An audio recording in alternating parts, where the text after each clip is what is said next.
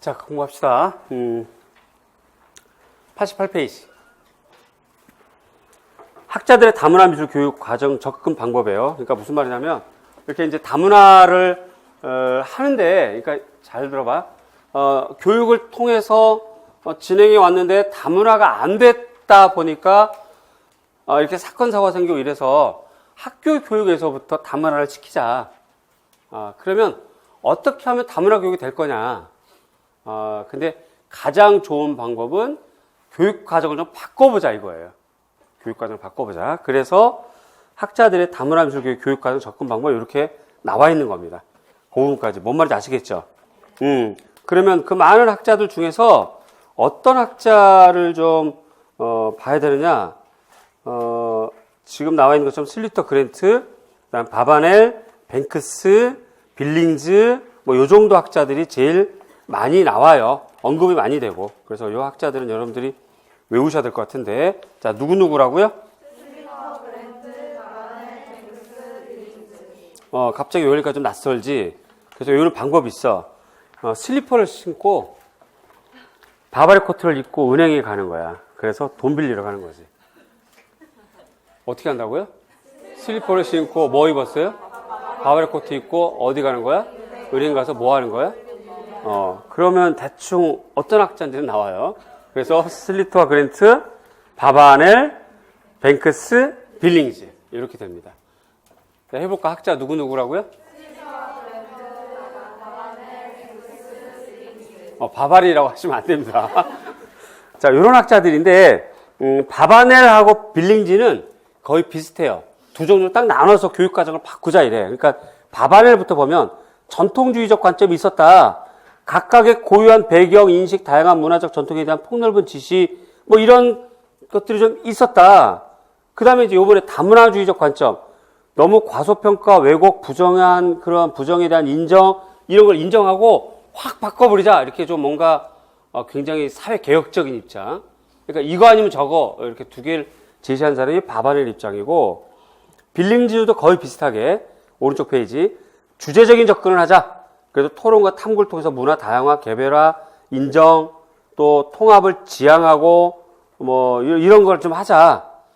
한편 이슈 지향적으로 접근하자. 갈등 이론을 도입을 해가지고 교육에 다문화를 확 집어넣자 이거야. 그래서 사회 재건주의 교육 과정의 접근을 맥락적 탐구, 경험, 분석을 통해서 이해를 강조하자. 뭐 이렇게 하는 거예요. 문제점도 다 있죠, 그렇죠? 장점도 있지만 문제점도 다 있어요. 근데 보편적으로 이거 아니면 저거가 바바넬과 빌링즈 입장이라서 이 사람들은 언급 횟수가 조금 적고 조금 더 체계적인 사람들이 언급 횟수가 많겠죠. 그 사람들이 누구냐면 슬리터와 그랜트랑 뱅크스예요. 그래서 내 생각엔 1월 달에는 슬리터와 그랜트를 먼저 이해를 하시고 3, 4월 달 심화반 때는 뱅크스를 확실하게 끝내버리면 될 것 같다는 생각이 들어. 자, 먼저 슬리터와 그랜트를 보면, 자, 봐봐요. 여기 기존에 교육 과정이 있었어. 기존의 교육 과정은 다문화가 포함되어 있긴 했지만 사실은 지금 시각에서 얘를 바라보면 진정한 다문화는 어땠다? 아니었다. 요거는 아니었다 이거야. 그래서 그러면 교육 과정을 뭔가 변화시키거나 뭔가 개정을 하자 이거예요 지금. 요런 입장에서 첫 번째 학자가 슬리퍼 신고 땅 찔찔 끓는 슬리터와 그랜트. 이 학자인데 5가지 이렇게 제시합니다. 1번, 2번, 3번, 4번, 5번 이렇게 5가지를 제시하는 거예요. 좀 비교적 쉬운 편이야. 그래서 얘는 1월 달 하시고, 그 다음에, 보다 더 시험에 나올 만한 그런 학자가 바로 뱅크스. 그거는 이제 3, 4월 달 하고 이렇게 할 건데, 우선은 보자. 1번. 제목부터 읽어볼게요. 첫 번째. 어떻게 돼요? 문화적 차이를 가르치는 접근이야. 각 개인의 작품들을 실례로 포함하는 거. 이거는 늘 그동안에 해왔었어요. 우리나라 교육도 이렇게 해왔었어요. 그러니까 문화적 차이를 가르치는 거. 자, 기억을 해보자. 기억을 해봐요. 여러분들 중고등학교 때 미술 수업을 배울 때 미술책을 가만히 기억을 해봐. 물론 너무 오래돼서 기억이 안 나겠지만. 솔직하게 웃어. 좀, 아유, 진짜. 미술책 가만히 보면, 그 저쪽 뒤쪽에 보면 미술사 연대표 같은 거 있죠. 그죠? 그 연대표 가만히 보면 뭐 한국미술사도 있고 서양미술사도 있고 그런데 간간히 뭐 아프리카 조각 들어가 있거나, 그죠? 뭐 동남아시아 뭐 부처상 들어가 있거나 이렇게 되잖아요. 그렇게 하는 거. 주된 주류 문화적 입장에서 수업은 하되 뭐 이런 문화도 있어. 아프리카 조각 이런 거 있어. 가면 되게 무식하게 생겼네. 뭐 이런 식으로. 그렇게 하는 걸 문화적 차이 가르치는 겁니다. 요게. 그래서 가만히 보면 주문화의 주변 문화를 동화시키는 의도에서 사용했던, 그동안 DBA가 사용했던 그런 상태인데 그냥 늘 있었던 거. 간단히 소개만 하는 거. 이게 문화적 차이를 가르치는 접근이에요. 개인 작품들을 그냥 실예로 들어주는 거죠. 두 번째, 인간관계 접근. 모둠을 통한 토론학습을 전개합니다. 유사점과 차이점을 발견하는 거예요. 그렇지? 자, 미국 사회입니다. 지금 미국 초등학교예요. 여기에서 자, 우리가 공부할 때 미국 우리 뉴욕 시민하고 멕시코인하고 한번 얘기를 해보자. 자, 유사점이 뭐니? 우리 뭐 저기 쪽 아메리카에 살아요. 뭐 이렇게. 차이점은 뭐니? 멕시칸들은 조금 더 시커멓지? 이런 식이야, 이렇게. 걔네들은 조금 뭐 매운 거 좀 좋아하지? 뭐 이런 거. 그리고 좀 폭력적이지? 뭐 이런 식이에요. 그러니까 다문화를 가르친다고 해놓고 사실은 주류 문화를 좀 더 좋게 얘기하게 되고 소수 문화를 차별하게 되는 정책적 입장이었던 거야. 그게 인간관계 접근이에요. 그러니까 왜 이런 현상이 생겼냐면 진정한 다문화 연구가 온전히 교육과정에 대한 이해로 녹아있지 않았던 거야. 의도적으로 나쁘게 하려고 했던 게 아니라 그게 그 당시에는 다문화 교육인 줄 알았던 거죠. 자, 그래서 모둠을 통한 토론학습, 유사점과 차이점 발견, 지나친 유사점에 집중할 경우 역차별성, 서로 존중과 조화를 유도해야 되는데 그렇지 못했던 거죠. 우리가 이러죠, 우리가 인간관계 접근을 해요. 봐, 이제 얼마 있으면 설날 있잖아요. 까치까치 설날은 뭐 이렇게 어저께고요, 이렇게 하고 추석 때도 그렇고요. TV 때마다 나와요. 베트남 엄마, 방글라 엄마 뭐 이렇게 나와요. 나오는데 그들이 어떤 옷 입고 있어? 한복을 입혔잖아요. 자기네 문화가 있는데 한복을 입히고 우리 방글라에서 설날은 떡국 안 먹어요. 뭐 이렇게 하잖아요. 그치? 그게 과연 진정한 다문화를 지향하는 방송이냐고. 그렇지 않거든.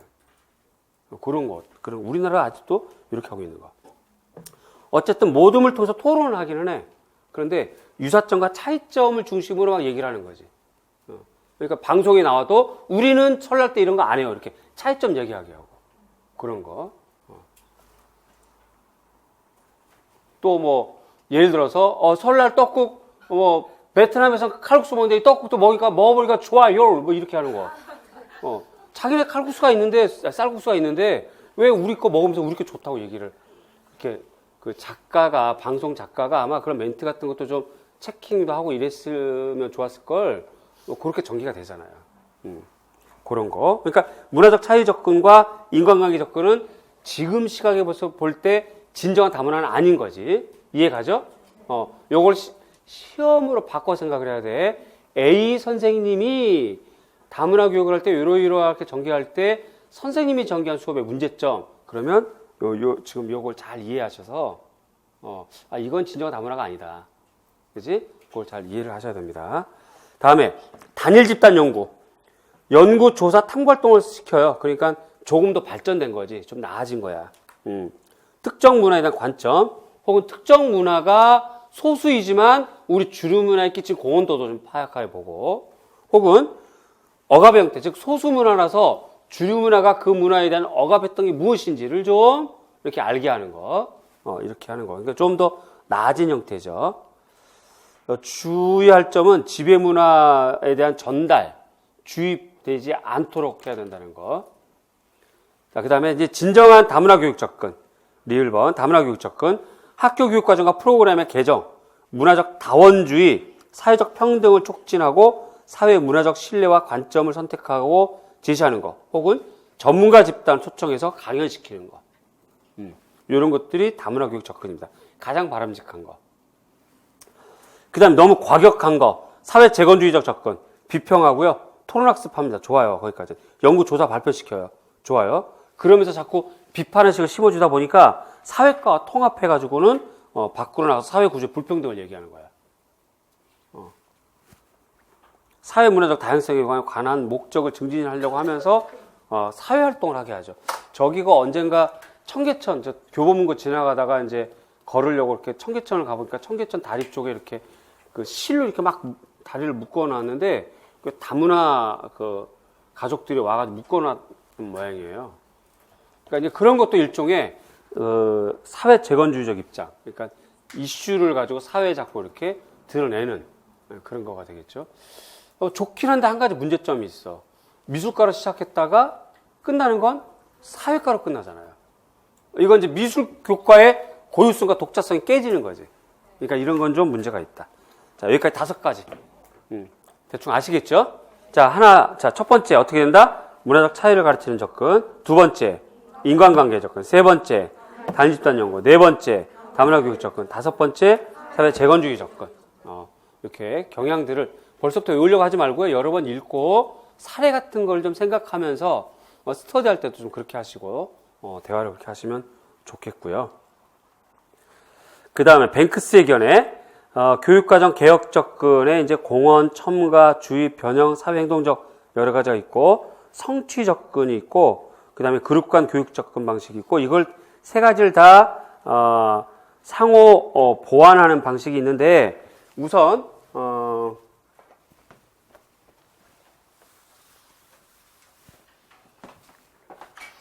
뱅크스, 두 번째 뱅크스는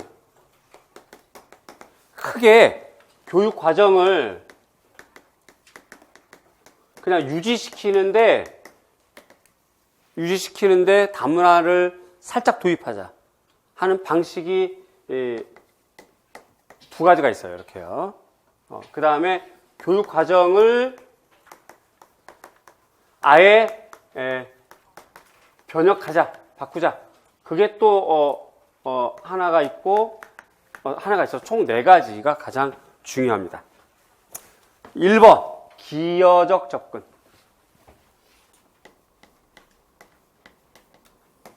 기여적 접근. 2번 부가적 접근. 3번 변혁적 접근.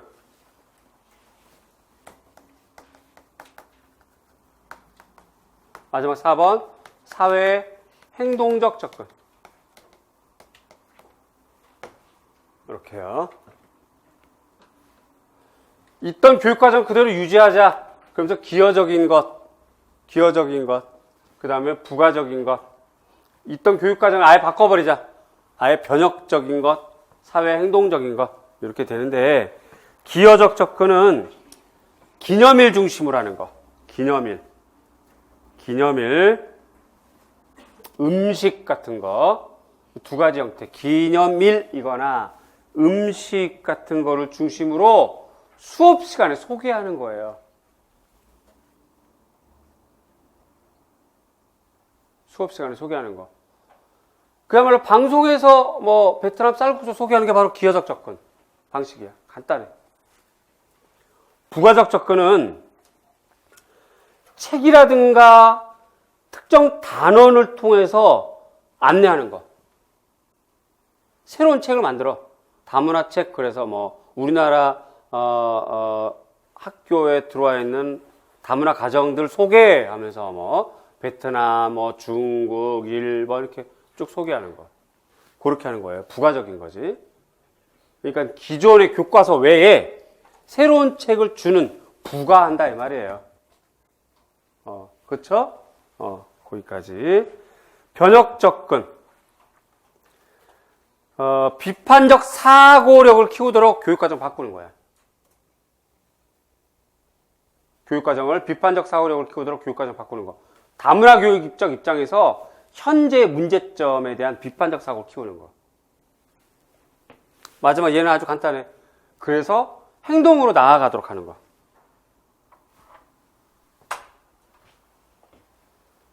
자, 우선 얘기해보자. 뱅크스. 뱅크스는 크게 두 가지가 있어. 하나는 유지, 하나는 다시 한번. 뱅크스는 크게 첫 번째. 또 하나는 자, 교육과정을 있는 그대로 하는데 살짝 좀 추가하겠다는 거야. 기여적 접근과 부가적 접근. 기여적 접근은 기념일, 이렇게 설날, 음식 이런 거 할 때 살짝 해주는 거. 자, 있는 교과서 말고 또 다른 교과서를 만들어서 책으로 안내해 주는 거, 부가적 접근. 자, 이제 교육과정 바꿔버려. 그래서 뭔가 좀 비판적 사고 키우는 거. 그 다음에 또, 자, 여기까지인데요. 자, 여기 보세요.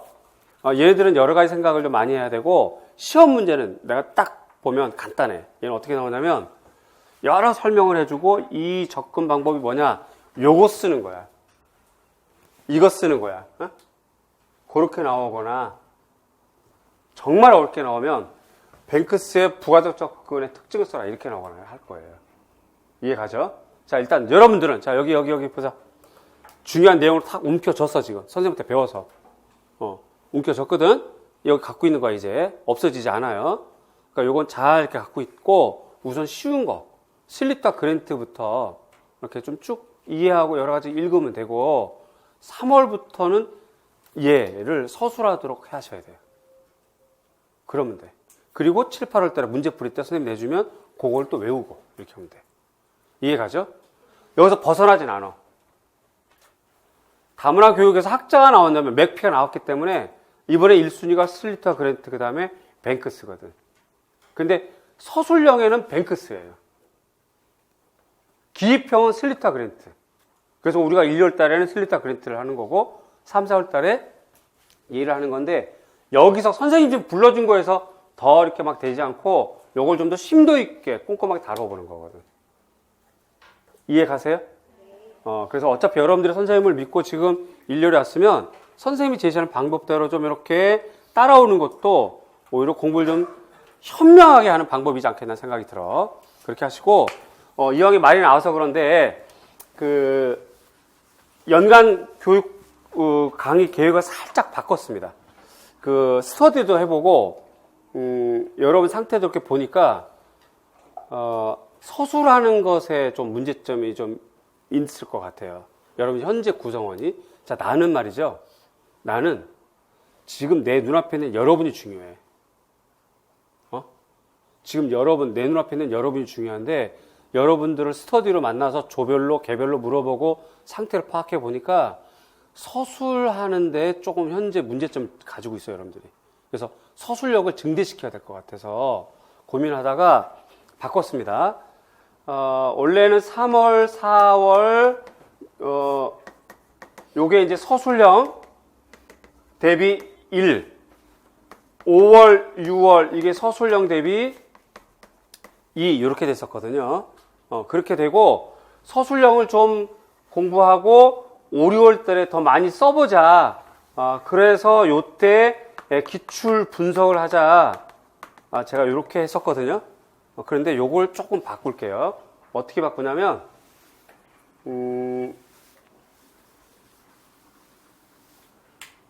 3월부터 4월, 5월, 6월. 얘네 원래 우리가 얘기했던 대로 서술형을 하는 거야.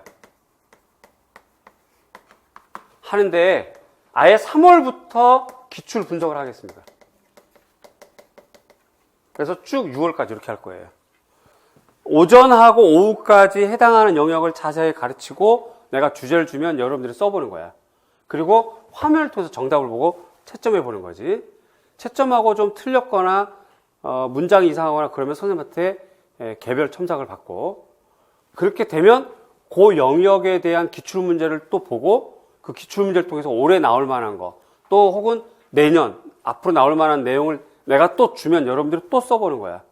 그리고 그 정답을 또 확인하고 이렇게 좀 꼼꼼하게 이렇게 진행을 할 텐데, 3월 달은 교과, 교육론, 교육과정 이렇게 쫙 꽉 차게 할 거고요. 4월 달은 표현 영역,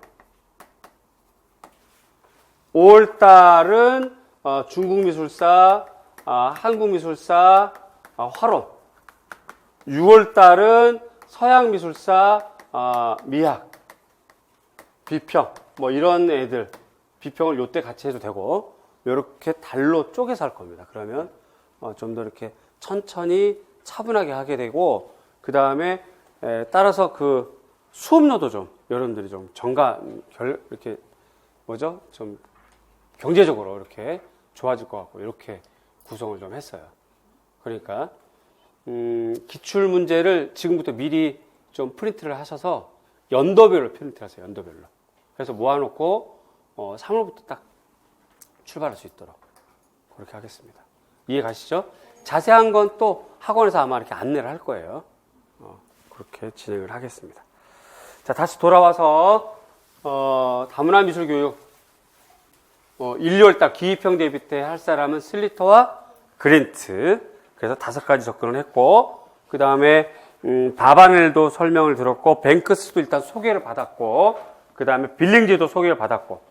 자, 그러나 뱅크스는 기입형에서 나오면 너무 아까운 문제, 서술형이 나올 확률이 높다. 그래서 얘는 철저한 연습은 3월부터 시작을 할 거고, 어쨌든 그래도 우리 설명을 좀 들었어요. 여기까지.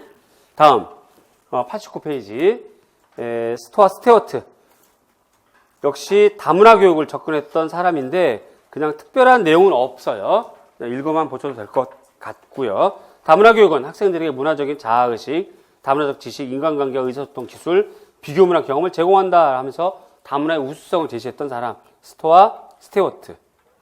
두 사람이죠. 그래서 6가지 다문화적 입장이 뭐 이러이러하다. 사회 문화적 기초를 지지한다. 교수 활동은 사회 문화적인 개입이다. 뭐 학생과 지역사회 중심 교육과정을 지지한다. 뭐 이렇게 쭉 설명을 했으니까 읽어만 보셔도 되고, 다음에 종합적인 거. 맥피 작년에 나왔으니까 올해 나올 만한 확률은 낮아요. 불가능한 건 하지만 낮아. 그러면 이렇게 알아두시고, 여기까지가 다문화 교육입니다. 됐나요? 네. 자, 이해 안 되는 사람. 어려운 부분, 설명 다시 필요한데. 그러니까, 얘기하죠. 문화 상대주의를 문화 다원주의랑 비슷하게 바라본다고 했는데요. 문화 상대주의를 문화 다원주의랑 비슷하게 바라본다. 네, 그렇게 되면 문화 상대주의가 주류 문화를 인정하지 않게 되는 거예요. 다문화주의였을 때는 뭔가? 지금 질문이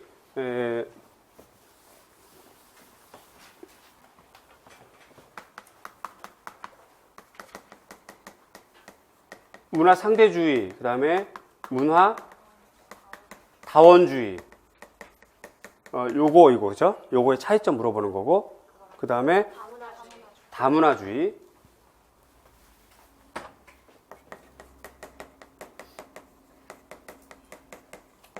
이렇게 되는 거죠. 그죠? 요거에서 차이점 물어보는 건데, 그쵸, 지금 질문이. 문화 상대주의와 문화 다원주의가 같아요. 같은 거고, 얘는 좀 같지만 약간 차이 나는 거. 같지만 약간 차이 나는 거. 지역적으로 차이 나. 우선 얘네가 미국과 유럽 중심이야. 얘네가 캐나다하고 호주 중심이에요. 일단 지역적으로 차이 나고. 두 번째, 얘네는 처음부터, 캐나다하고 호주는 처음부터 주류, 비주류 개념이 없었어요. 그러다 보니까 인구가 많고 적고는 아무 문제가 아니고 그냥 그 사회에 서로 다른 차이점에 더 인정을 하고 서로 존중하자의 개념이고, 얘네는 기득권이라는 세대가 있었어요. 기득권. 기득권이라고 하는 의식이 있다 보니까 기득권을 아예 빼버리면 이 사회 자체가 흔들리니까 기득권을 인정하자. 즉, 주류를 인정하자. 그런데 주류가 너무 폭력적이고 위압적이지 말고 소수 문화를 좀 보호하자는 정책이에요. 소수 보호 정책.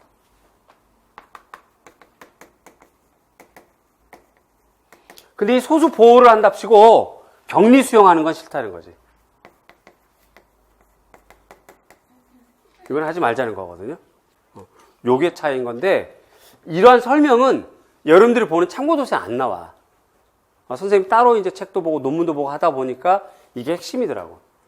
여러분들 보게 되는 그 미술교육 이론과 탐색인가 이런 책에 다문화 교육이 좀 자세히 나와 있는데, 거기에는 그냥 설명만 돼 있고, 이 말이 이 말 같고 이 말이 이 말 같고 막 이렇게 비슷하게 막 섞어놨어요. 그래서 여러분들은 그 책을 보면 헷갈리게 돼 있는데, 그 책에는 없는 내용이 바로 이 내용이거든요. 두 개는 주류 문화를 인정하는 거야. 기득권을 인정하는 거야. 근데 이제 기득권을 갖고 있는 주류 문화가 소수 문화를 좀 존중해 주면서 같이 가자의 개념이고, 그렇다고 해서 소수 문화를 격리 수용하지는 말고, 얘네는 처음부터 주류 뭐 이런 개념 아예 없던 애들이에요. 그러니까 소수 문화 이런 말 할 필요도 없는 거야. 다수 문화, 주류 문화 이런 말 할 필요도 없는 거지. 그냥 서로가 갖고 있는 차이, 차별, 차이, 서로 간의 어떤 독특한 부분을 인정하고 같이 가는 거야, 그냥 이렇게. 내가 예를 들어서 A라고 하는 사람이 결혼해서 가족 계획을 세울 때 난 아들만 낳고 싶었어. 그래서 자식이 하나인 사람이 있고, 어떤 사람은 10명 이렇게 해서 축구 선수 팀을 만들고 싶다. 뭐 이렇게 해서 결혼해서 축구 선수 만들 수 있는 거잖아요. 그래서 인원이 많고 적고 뿐이지 이쪽 가족의 문화와 너희 가족의 문화가 우월하고 저열하고 하지 않다 이 말이죠. 이런 개념이거든요. 여기까지 이해 가시죠? 그래서 여기는 그러니까 잠깐만 동아주의에서 문화 다원주의로 전개되면서 문화 상대주의적 입장과 같이 이렇게 철학적 배경이 생기고, 이것이 더 발전되면 다원적 다문화주의가 되는 거예요. 다원적 다문화주의. 근데 어쨌든 얘네들은 세 개 다 묶어서 옛날 다문화보다는 발전되고 진보된 다문화이긴 해요. 내 생각엔 시험 문제가 얘랑 얘의 차이점 적으라는 건 안 나와. 같은 애들이니까. 오히려 얘네랑 얘와의 차이점을 보는 거지. 시험 문제가. 여기까지 이해 가세요? 그래서 여기는 멜팅팟, 용광로, 정체성 상실. 여기는 정체성 인정. 요 정도고요. 지금 요 내용이 과거 논술 문제였어요. 비포 용지 25줄 2장 쓰는 거, 2천자 쓰는 거, 2시간 동안. 논술 문제였어요. 근데 그때도 이거와 이거 차이를 적어라 이렇게 안 나오고 그냥 개념만 적는 거. 그러니까 이렇게 개념만 이렇게 좀 잘 이해하면 되겠어요. 혹시 설명이 됐나? 또 이해 안 되거나 또 질문. 또 이해 안 되는 부분. 없어요? 그러면 하나만 더 정리해보자. 다문화주의는 용어를 먼저 정리해야 돼요.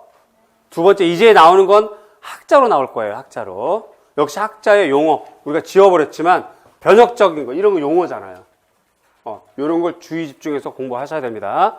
따라서 1, 2월 달에 처음부터 욕심내서 막 외우려고 하지 말고 많이 이해해 두고, 그 다음에 3월 달 때 되면서부터는 쓰는 연습을 해야 되는 거야.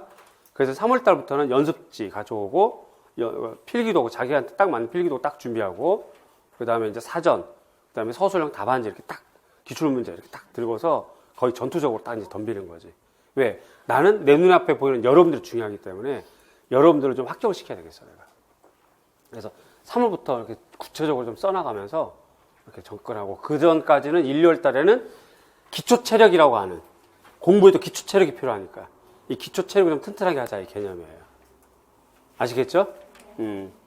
이제 보세요. 이제 그 합격 발표하고 뭐하고 지금 아직 마음 못 잡고 이렇게 있죠? 그리고 이제 3월 달 되면 좀 그래도 그 중에서 빠른 사람 서재 공부하려고 이제 들고, 이제 날씨 풀려서 5월 달에 또 이제 공부하려고 들고 이렇게 하게 되거든요.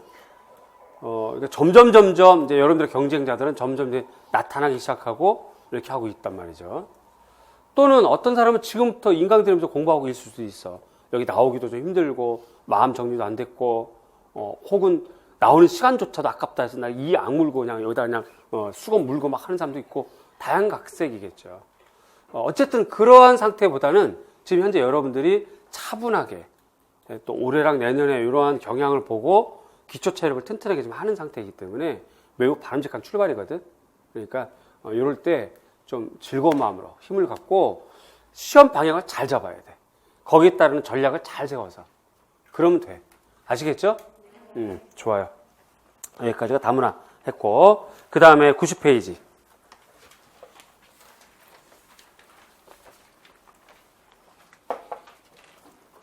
구성주의는 교육학에서 배울 겁니다.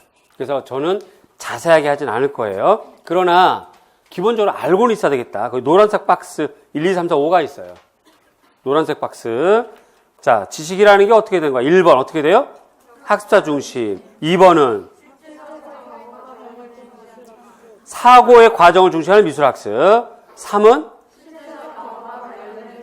그러니까 학생의 실제적 경험과 관련된 거야. 4번은 상호작용을 통한 거. 학생과 학생, 학생과 교사의 상호작용. 5번은 통합적. 이렇게 하는 게 구성주의적 입장이다.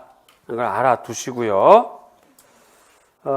그러면서 이 가로 문자 2번 구성주의 인식론. 지식은 자주적으로 구성한다. 지식은 상대적이다. 지식은 생장 지향성이 있다. 지식은 사회적 구성을 한다.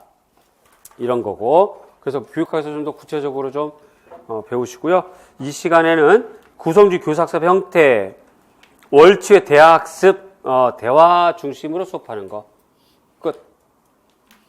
너무 간단한가? 월추의 대화학습. 어떻게 하는 거? 대화 중심으로 하는 거. 여기 이때 대화는 교사와 학생 간의 상호작용을 얘기하는 거지. 2번 러거프의 도제학습. 얘는 인지적 도제라고 그래요. 인지적 도제. 인지적 도제라고 그러는데 니은번 핵심을 이루는 영역은 방략 영역으로. 여기서 말한 방략은 방법과 전략. 방법과 전략으로. 자, 요 단계는 외우셔야 되겠다. 첫 번째 코칭, 스캐폴딩. 6개 과정. 다시 한번 가보자. 방략 6개 어떻게 되는데? 그래요. 요건 좀 외우시면 좋겠고. 세 번째, 말라고치의 소집단 프로젝트. 그러니까 프로젝트 학습은 종종 나와요. 자주 나와요. 많이 나와요. 이럴 때 선생님 살짝 자랑 좀 하자면 작년 시험에서 디자인 공예과에서 프로젝트 나온다라고 했는데 그래서 문제를 만들었더니 1번부터 덜컥 디자인 공예과에서 프로젝트 나왔어요. 1번부터. 그 다음에 협동학습 또 다른 문제가 나오고 그렇게 됐거든요. 그래서 프로젝트 학습은 협동학습이야. 다시 한번 얘기해 주세요. 저를 따라서 프로젝트 학습은 뭐다? 협동학습이다. 협동학습. 니은번 보면 중간 오른쪽에 프로젝트 학습은 제일 끝에 단계가 아주 간단해. 아주 간단해. 왜 이렇게 간단한 거야? 세 가지. 첫 번째, 시작, 전개, 정리. 다시 한번. 시작, 전개, 정리. 무슨 학습이 이렇게 간단해? 프로젝트 학습. 이해 가시죠? 프로젝트 학습은 협동학습이다. 단계는 가장 기초적인 세 단계. 첫 번째, 시작, 전개, 정리. 요거를 아주 얄궂게 4단계로 나누어봐라 라고 할 수도 있어요. 그러면 계획, 시작, 전개, 정리 이러면 돼. 계획, 시작, 전개, 정리 이러면 돼. 요게 프로젝트 학습. 됐습니까? 프로젝트는 이따 또 나와요. 이따 또 나와. 거기까지. 자, 이제 넘기고 92페이지. 삐아제 비고치키. 이거 교육학에서 하실 겁니다. 그래서 저는 설명하지 않겠어요. 자, 그런데 이 삐아제 비고치키가 오른쪽 페이지, 93페이지. 통합적 인지라고 하는 측면에서 미술과에서 살짝 언급이 되거든요. 그래서 알고 있어야 될 것 같은데, 먼저 통합적 인지가 세 가지로 구분됩니다. 상징 처리 인지, 사회 문화적 인지, 통합적 인지. 자, 세 가지로 어떻게 된다?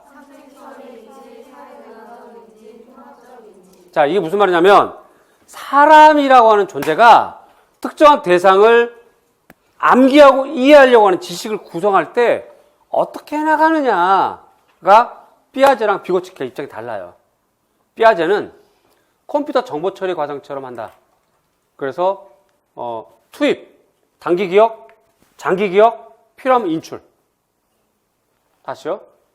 내용에 대한 투입, 단기 기억, 장기 기억, 필요하면 인출. 이게 피아제 입장이에요. 반면에 비고치키는 사회 문화적으로 서로 이렇게 소통하면서 좀 더 이렇게 이뤄내는 거. 그게 GPD 영역이라고 그러지. 그지? 좀 더 이렇게 성취할 수 있는 목표가 더 늘어나는 거. GPD 영역. 이렇게 되는 건데, 어느 것 하나 중요하고 중요하지 않다. 이게 아니라 서로 약간의 차이가 있는 거지. 이래서 미술교과에서는 얘네를 통합하자가 통합적 인지예요. 이렇게만 알아두시고, 저 밑에 학자를 보자. 자, 먼저 상징 처리 쭉 내려가서 학자를 보겠습니다. 학자. 누구예요? 피아제, 가드너, 아르나인, 브루너, 아이스너. 와, 이 어려운 거 어떻게 줄줄줄 읽네. 대단해요. 못 읽을 줄 알았어. 너무 어려워가지고. 자, 피아제, 가드너, 아르나인, 브루너, 그 다음에 아이스너가 상징 처리. 그러니까 이 사람들은 훈련을 하는 거야. 단계적으로 가르치는 거지. 조절, 동화, 평형화 이렇게 단계적으로 가르치는 거야. 훈련을 해야 돼. 이해 가시죠? 그래서 상징 처리 학자들. 그렇게 되는 거고. 그 다음에 사회 문화적 인지 쭉 내려가니까 학자가 쭉 나와요. 누구? 비고치키, 아이스너. 아이스너는 양쪽 다 포함돼요. 이쪽도 되고 저쪽도 돼. 그 다음에 윌슨, 킨들러와 달라스, 존 브라운, 알란 콜린스, 그 다음에 폴 듀기. 이 전부 다 시각문화 학자들이에요. 그러니까 사회작용이, 상호작용이 중요한 거지.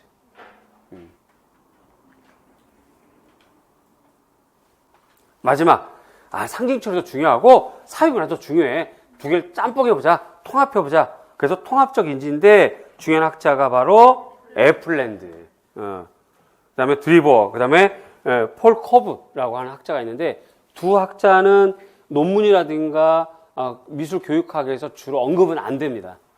제일 많이 언급되는 학자가 애플랜드. 이렇게만 아시면 되겠어요. 저기 많이 추운가 봐. 막 오돌오돌 떨려가지고 선생님 말이 안 들리는 것 같으니까 옷을 입어. 두꺼운 거 좀 입어. 없나? 담요 어떻게 하지? 담요도 없고. 우린 춥고 배고프고 뭔가 좀 그런 것 같아. 자, 거기까지입니다. 다음 넘겨서 94페이지. 아트 프로펠. 얘 나올 때 됐습니다. 나올 때가 훨씬 지났어요.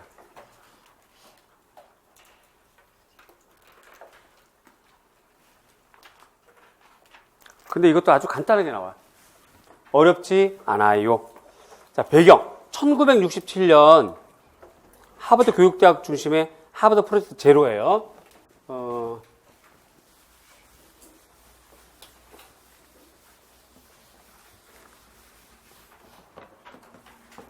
그러니까 이제 1960년대의 인지혁명 때문에 브루너의 학과 지향도 있고, 무슨 뭐 미술 교육도 있고, 또 다문화 뭐 이러한 사고도 좀 있고, 그러면서 이제 구성주의에 관련된 거 뭐 이런 것들이 막 등장했던 때가 60년대부터 70년대 이렇게 되거든요. 요런 때 이제 등장했던 건데, 하버드 프로젝트 제로 출발했다.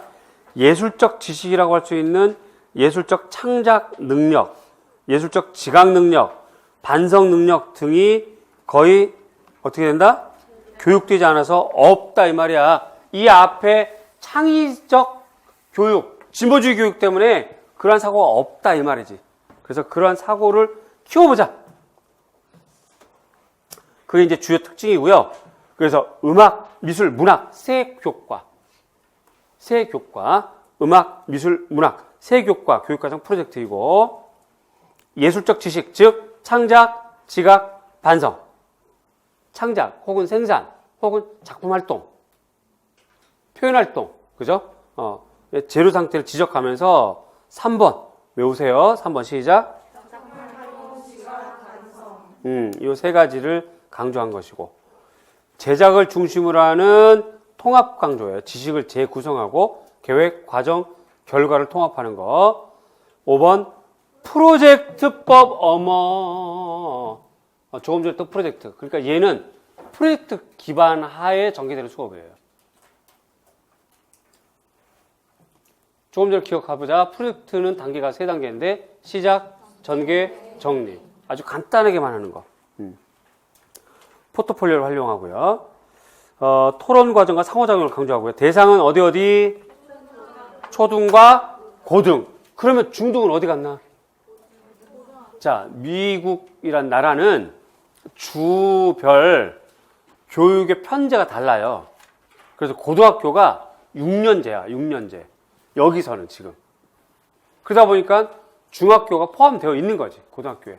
이해 가시죠? 그렇게 되어 있고요. 그 다음에 평가는 평가되는 지능을 직접 사용하는 공정한 평가 사용하고, 개인차, 발달 수준, 전문성이 강한 평가, 학생 문제 해결 과정 중 평가, 동기유발 자료로 활용하는 거, 자신의 장단점 인식과 자신의 특징을 인지 자료로 활용하는 거, 이렇게 되고, 오른쪽에 있는 박스. 능력, 지각, 생산, 반성. 주요 내용은 참고로 보시고, 오른쪽 구성 내용을 여러 번 읽어서 얘가 지각인지 생산인지 반성인지를 구별하면 돼요. 먼저 지각부터 빠르게 한번 읽어볼게요. 구성 내용을 읽어볼 겁니다. 시작.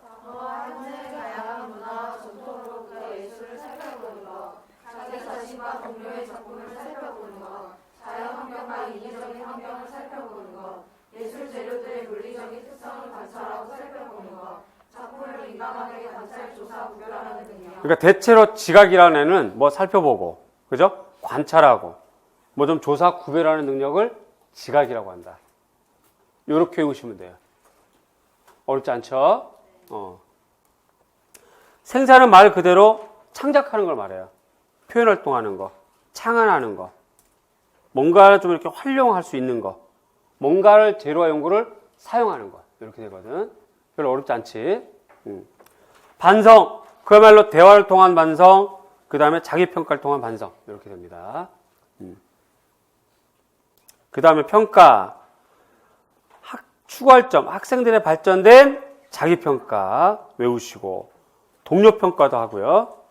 프로세스 폴리오 평가, 이거 꼭 외우셔야 됩니다. 올해부터 포트폴리오라고 하지 않고 프로세스 폴리오 평가라고 합니다. 아트 프로펠에서는. 그러니까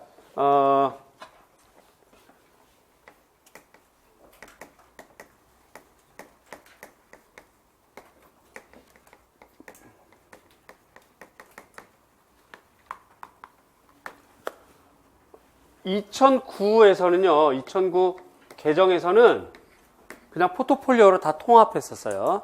근데 2015부터는 이거 구분합니다. 그래서 비슷하지만 서로 다르다 개념이에요.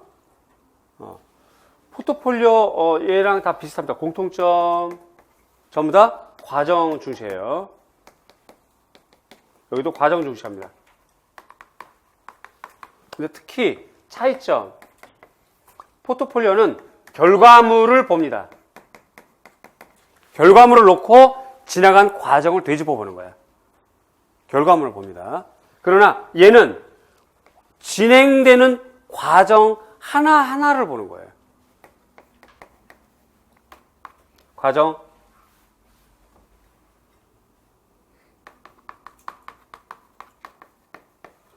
단계별로 보는 거. 그게 차이점이야. 그게 차이점. 얘는 결과물을 전체 놓고 결과물도 점수 주고 과정 가운데 들어갔던 아이디어 스케치, 사진 이런 것도 이렇게 보는데 얘는 과정 중에 과정을 다 끊어서 과정을 더 강조하는 거. 이게 프로세스 폴리오 평가다.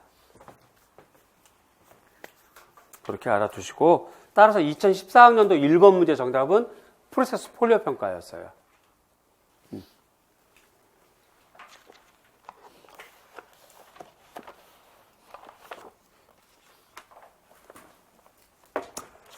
자, 그 뒤로 넘기면 교사학습 단계가 나옵니다.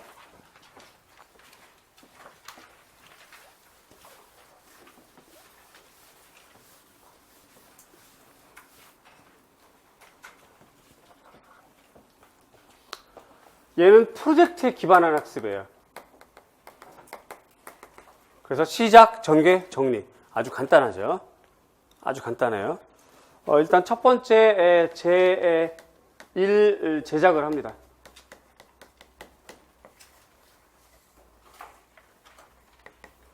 제2 제작을 해요.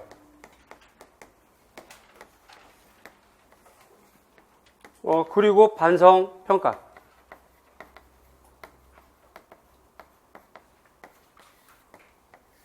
이거야, 다. 이게 간단해. 근데 이제, 요렇게 하다가 첫 번째 제작을 하고, 관련 자료를 탐색해서, 탐색된 결과를 제2 제작에 반영을 하고, 반영을 해서 봤더니, 제1 제작품과 비교하는 거지. 제2 제작품에 대해서 비교해보고, 이것을 다시 또 기록 반영해서 평가하는 거. 이렇게 되는 거거든요. 아주 쉽지? 처음에 만들어. 또 만들어. 완성 끝. 프로젝트니까. 굉장히 간단하지. 근데 이거 좀 들여다보면 만들어. 그 다음에 이거와 관련해서 탐색해. 그 탐색된 내용을 두 번째 제작에 반영을 하는 거지. 그러고 봤더니 제1 제작한 것과 제2 제작한 것에 차이점이 있더라고요. 그 차이점을 기록하고 반성평가, 다음 제작에 또 영향을 미치게 하는 거. 어렵지 않지. 대답 한 명도 안 했어. 그래도 난 밀고 나갈 거야. 자, 보자. 학습 주제 인식 및 제1 제작. 그래서 주제 관련 자신의 경험 발표 토론. 간단한 표현, 간단한 기록. 두 번째, 관련 자료 탐색. 자연물 대상 발견 탐색. 미술품 관련 탐색, 제1 제작 관련 지어 보는 거, 워크시트 활용하는 거. 그 다음에 제2 제작, 제1 제작에 수정 보완해서 작품 반영하고, 그 다음에 제1과 제2를 비교하는 거죠. 변화된 상태를 기록하고, 그래서 마지막 반성평가, 학습의 진전을 확인하는 거. 여기까지가 아트 프로펠. 됐나요? 이해 안 되는 사람? 어려운 사람? 그렇죠? 그럼 잠깐 쉬었다 하겠습니다.